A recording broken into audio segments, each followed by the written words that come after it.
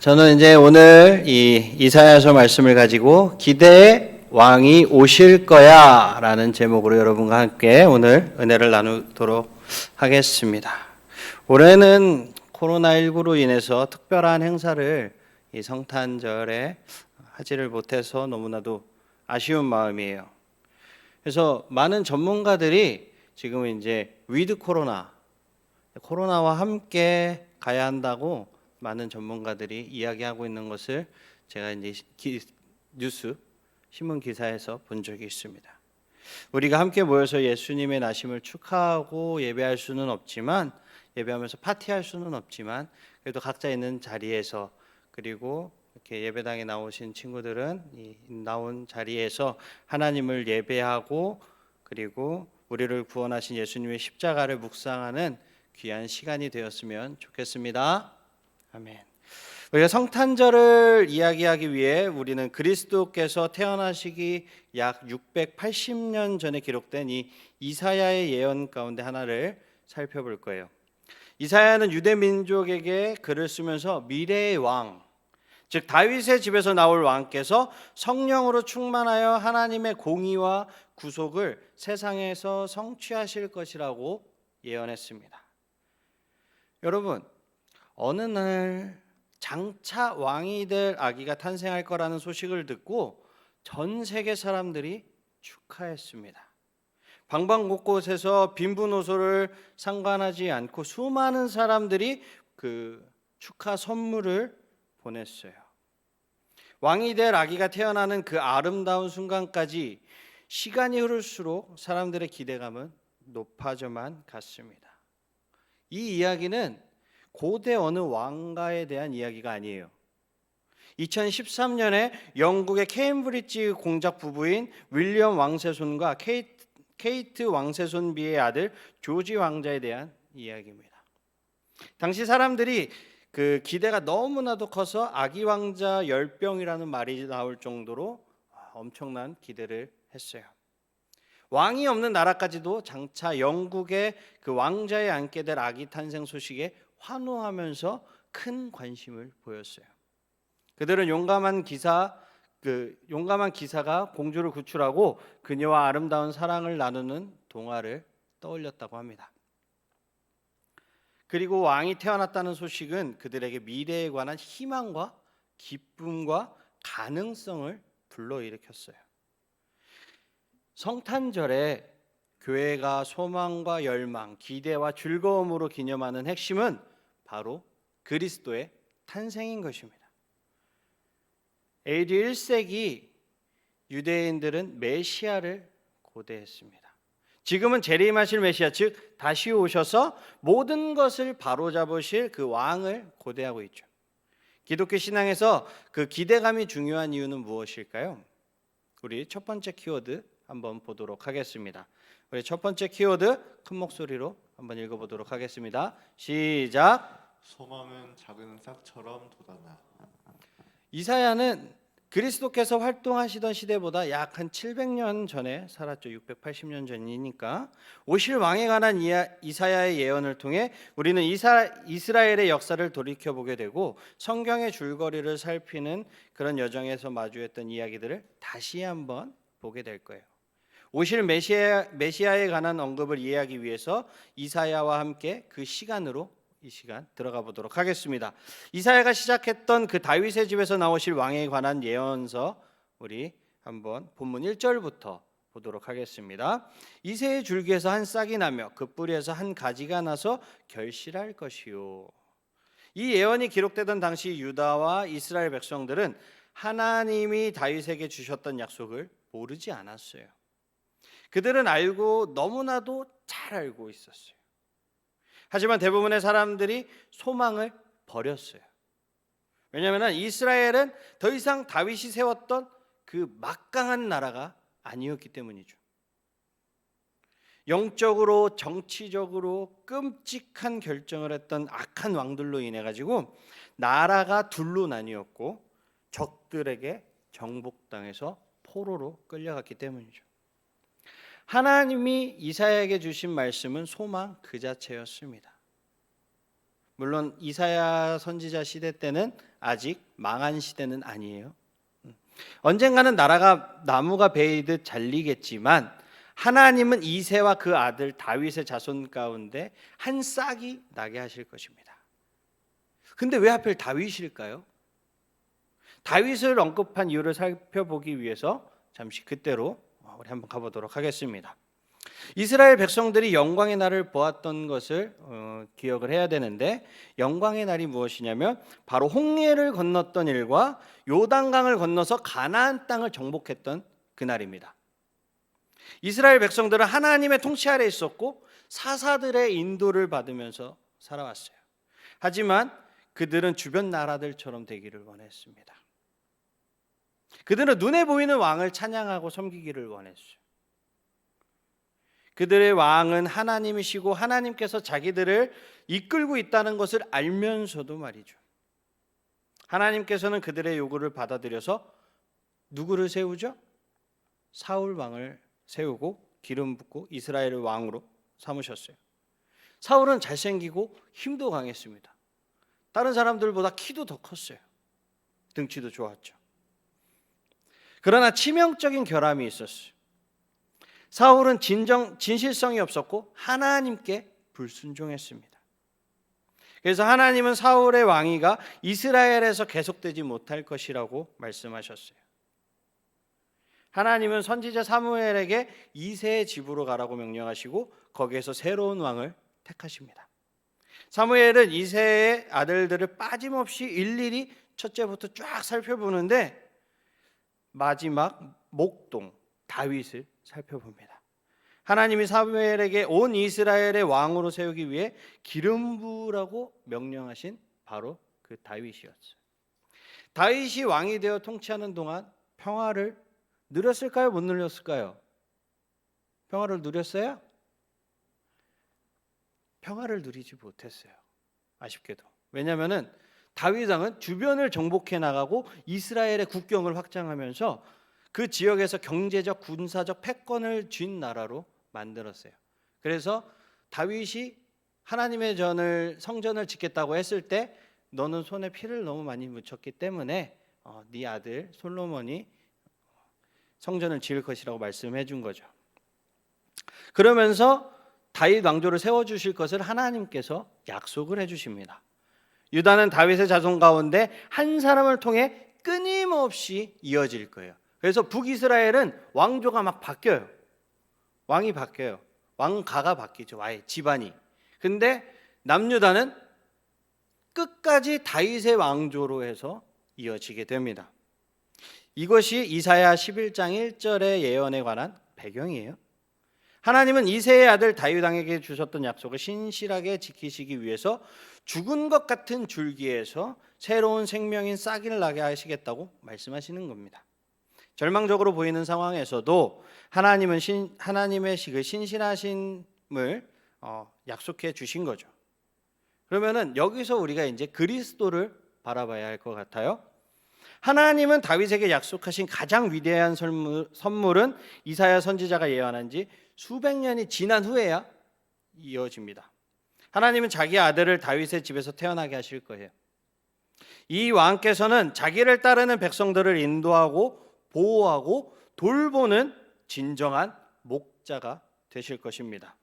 그리스도는 백성의 필요를 자신보다 우선시하고 세상 죄를 위해 자신을 제물로 드림으로 궁극적인 왕이 되실 거예요. 아무도 생각하지 않던 인물, 그 다윗이 왕이 되었던 것처럼 예사롭지 않은 과정을 겪으며 왕이 되었기에 그가 겪은 일들은 우리에게 소망을 주는 거죠. 이와 같은 다윗의 예상 밖의 등장은 장차 오실 왕이신 예수님의 탄생과도 똑같습니다. 예수님은 도무지 왕이 나올 것 같지 않은 이새의 줄기로부터 솟아난 싹처럼 오실 거예요. 사람들은 그분의 초라하고 볼품없는 그 가정에서 태어나실 것이라고 전혀 예상하지 못했죠.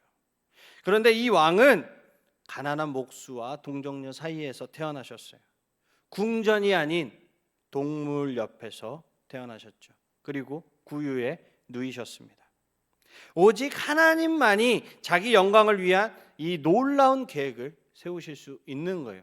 내가 왕이라면 과연 내 아들을 그런 데다가 보내겠어요? 하나님만이 하실 수 있는 거죠. 다윗도 뜻밖의 인물이었듯 예수님은 모든 세상 사람들의 예상을 뒤엎고 우리를 구원하는 왕이 되시는 거죠. 하나님이 여러분을 위해 오실 것이라는 희망마저 모두 잃어버릴 만큼 여러분 혹시 어려운 상황에 처해 본 적 있나요? 그때 무슨 일이 일어났나요? 우리 두 번째 키워드 한번 보도록 하겠습니다. 우리 두 번째 키워드 한 목소리로 한번 읽어보도록 하겠습니다. 시작. 드디어 하나님의 공의를 보게 될 거야. 공의는 성경 전체에서 매우 중요한 주제예요.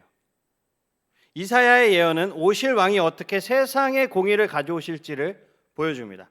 오늘 본문 2절에서 5절을 함께 읽도록 하겠습니다. 시작. 그 위에 여호와의 영 곧 지혜와 총명의 영이요 모략과 재능의 영이요 지식과 여호와를 경외하는 영이 강림하시리니 그가 여호와를 경외함으로 즐거움을 삼을 것이며 그의 눈에 보이는 대로 심판하지 아니하며 그의 귀에 들리는 대로 판단하지 아니하시며 공의로 가난한 자를 심판하며 정직한 세상의 겸손한 자를 판단할 것이며 그의 입의 막대기로 세상을 치며 그의 입술의 기운으로 악인을 죽일 것이며 공의로 그의 허리띠를 삼으며 성실로 그의 몸에 띠를 삼으리라. 아멘. 본문을 통해 우리는 하나님이 약속하신 메시아가 지혜와 지식과 총명으로 충만하심을 알 수 있습니다. 그분은 세상을 지혜롭게 심판하실 거예요. 이 구절의 묘사는 다윗의 아들 솔로몬 왕을 떠올리게 하는데 그는 하나님이 주신 지혜로 유명하죠. 그죠? 하나님이 주신 지혜. 그럼 우리가 솔로몬을 잠깐 보면 솔로몬은 아버지를 이어 왕위를 계승할 때 하나님께 무엇이든지 구할 수 있는 기회를 얻었어요. 그죠? 꿈에 하나님의 나타나셨어요. 환상 가운데. 그는 대적을 이기게 해달라거나 부자가 되게 해달라거나 이런 것들을 세상의 부귀와 명예를 구하지 않았습니다. 이스라엘을 다스리기 위해서는 지혜가 필요하다는 사실을 깨닫고 그 지혜를 구했죠. 그리고 하나님은 그의 요구를 들어주셨습니다. 솔로몬의 지혜와 정의감이 경이로웠다고 해도 이사야가 예언한 오실 왕의 것과 비견할 수는 없겠죠. 우리가 예수님을 보면 이새의 줄기에서 나오는 싹이신 그분은 그 성령 충만한 지혜를 가지고 있습니다. 그 예수님의 지혜는 우리가 이해할 수 있는 범위를 넘어선 거죠. 이사야는 그분의 위에 예수님의 위에 여호와의 영이 강림하실 것이라고 미리 선포했습니다. 지혜와 총명의 영이 지식과 여호와를 경외하는 영이 그분의 것인 거죠. 이것들은 왕에게 필요한 것이라고 솔로몬이 잠언에 기록했던 것이고 참된 분별력으로 통치할 왕에게 꼭 있어야 할 것들이죠. 하나님이 세상을 구원하고 자기 백성을 두시는 곳은 어떤 모습일까? 우리 세 번째 키워드 한번 보도록 하겠습니다. 우리 한 목소리로 읽어볼게요. 시작. 그날이 오면 사자와 친구가 될 수 있어. 우리 본문 6절부터 보도록 하겠습니다. 우리 교독으로 한번 읽어볼게요. 그때 이리가 어린 양과 함께 살며 표범이 어린 염소와 함께 누우며 송아지와 어린 사자와 살찐 짐승이 함께 있어 어린아이에게 끌리며 암소와 곰이 함께 먹으며 그것들의 새끼가 함께 엎드리며 사자가 소처럼 풀을 먹을 것이며 젖먹는 아기가 독사의 구멍에서 장난하며 젖된 어린 아기가 독사의 굴에 손을 넣을 것이라. 내 거룩한 산 모든 곳에서 해됨도 없고 상함도 없을 것이니 이는 물이 바다를 덮음 같이 여호와를 아는 지식이 세상에 충만할 것임이니라. 그날에 이새의 뿌리에서 한 싹이 나서 만민의 기치로 설 것이요 열방이 그에게로 돌아오리니 그가 거한 곳이 영화로우니라. 아멘. 여러분, 동물의 왕국이라는 프로그램 본 적 있어요? 네. 이런 프로그램에서 먹이를 쫓는 그런 포식 동물을 본 적이 있죠. 치열한 전쟁터의 그 한복판에서 살아가는 그 야생 동물에게 생존은 그야말로 큰 상입니다. 동물들은 종족을 보존하고 생존에 필요한 보금자리와 먹이를 얻기 위하여 치열하게 싸워야 하죠. 이러한 포식자와 먹이와의 관계를 우리는 자연에서 흔히 관찰할 수 있어요. 그런데 본문에서는 잡아먹고 잡아먹히는 동물들이 함께한다라고 묘사하고 있습니다. 이리와 양, 표범과 염소, 암소와 사자, 아이와 독사가 조화롭게 어울려서 살아가고 있어요. 먹이나 자원을 독차지하려고 다투는 것이 아니라 삶을 공유하고 있습니다. 과연 어린아이가 독사굴에 노는 것을 보고 그냥 놔둘 사람이 있을까요? 만약에 도윤이가 독사굴에 손을 넣고 있는데 서준이가 가만히 있을까? 야, 미쳤어! 이러겠지? 그지? 그러나 독사가 어린아이를 절대 해치지 않음을 확신하는 사람은 그럴 수 있죠. 그렇죠? 우리에게 확신이 있다면. 이사야의 예언에서는 어린아이나 약한 동물들이 두려움 없이 맹수와 더불어 지냅니다. 그들은 위험을 느끼지도 않아요. 진정으로 평화로운 세상에서 살아가는 것이죠. 자연에서 잔인성을 볼 수 있듯이 인간 또한 야만성을 드러낼 수 있습니다. 죄로 인해 피조 세계가 겪게 되는 그 불행 가운데 하나죠. 그러나 감사하게도 이사야의 예언이 보여주는 것처럼 하나님의 통치 아래서 인간은 평화롭게 살게 될 거예요.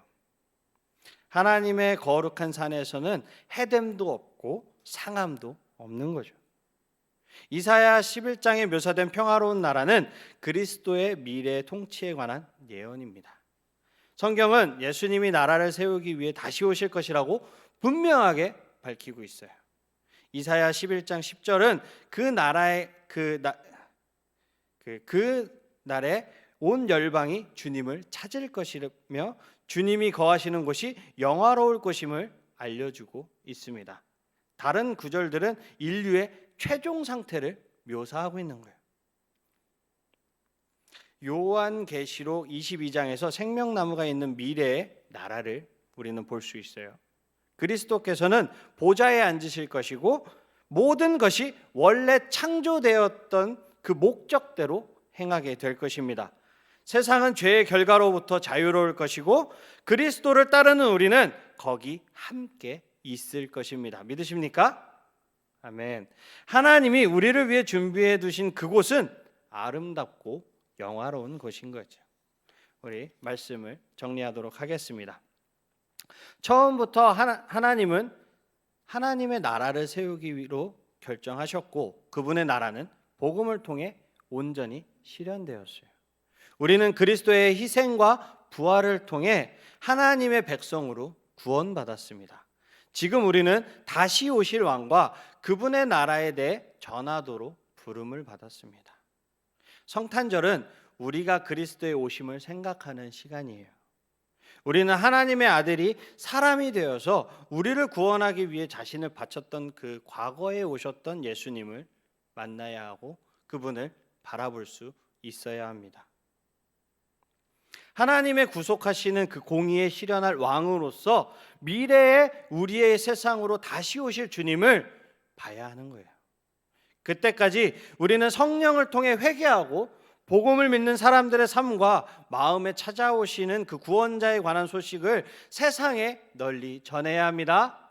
아멘. 그리스도께서 오셔서 구원을 베풀어 주실 수 있도록 다시 오실 예수님을 기다리면서 우리의 이웃에게 복음을 전하는 귀한 우리 청소년부 친구들이 다 되시기를 주님의 이름으로 축복합니다. 아멘. 우리 왕이신 나의 하나님, 예수 우리 왕이여 찬양하도록 하겠습니다.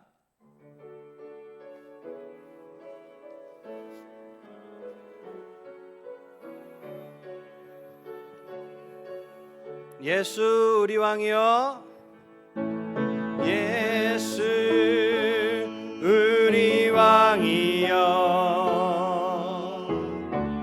이곳에 오소서. 보좌로 주여 임하사 찬양을 받아 주소서. 주님을 찬양하오니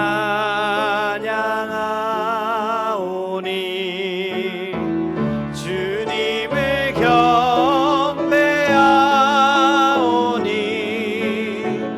왕이신 예수여 오셔서 좌정하사 다스리소서. 우리 한 번 더 예수 우리 왕이여 예수 우리 왕이여 이곳에 오시옵소서. 이곳에 오소서. 보좌로 주여 임하사 찬양을 받아 주소서. 주님을 찬양하오니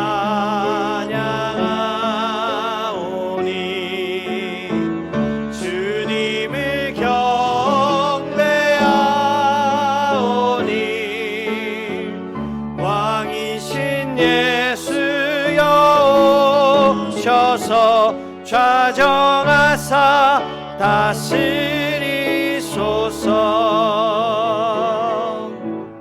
우리 이 시간 기도하도록 하겠습니다. 하나님은 하늘에서나 땅에서나 영원토록 그분의 나라를 다스리시는 왕입니다. 그런데 두 영역의 피조물 가운데 일부가 그분께 반역하였으며 그 여파로 세상이 파괴되었어요.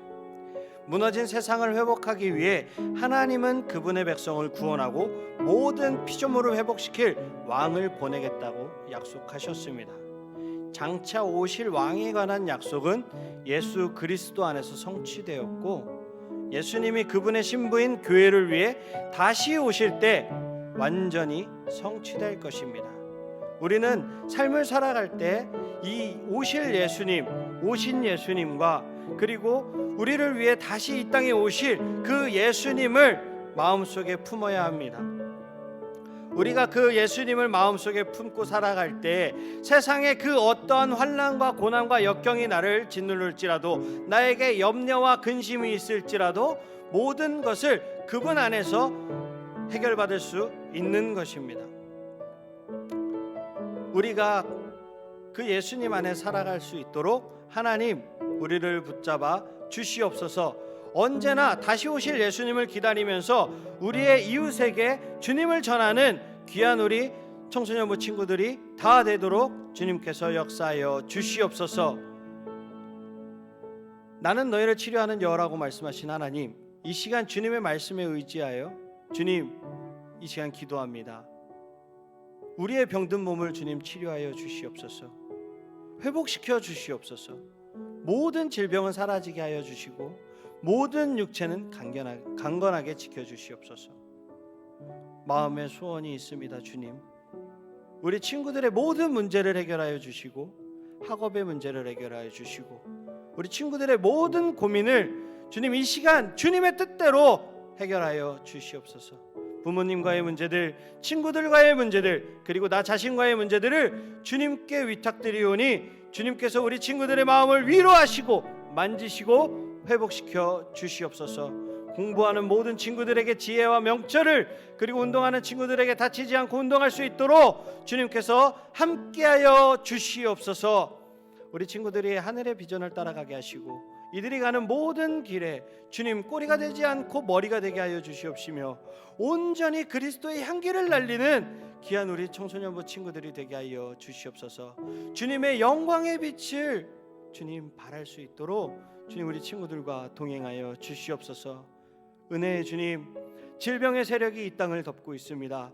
주님 이 땅 가운데 주님 회복시켜 주시옵시고 황폐화되어 가는 이 땅에 주님의 자비를 부어 주시옵소서. 무너져가는 이 땅에 주님의 은혜를 부어 주시옵소서. 이 코로나19가 주님의 뜻 가운데 종식되게 하시고 주님을 목소리 높여 찬양하고 주님을 목소리 높여 예배게 하여 주시옵소서.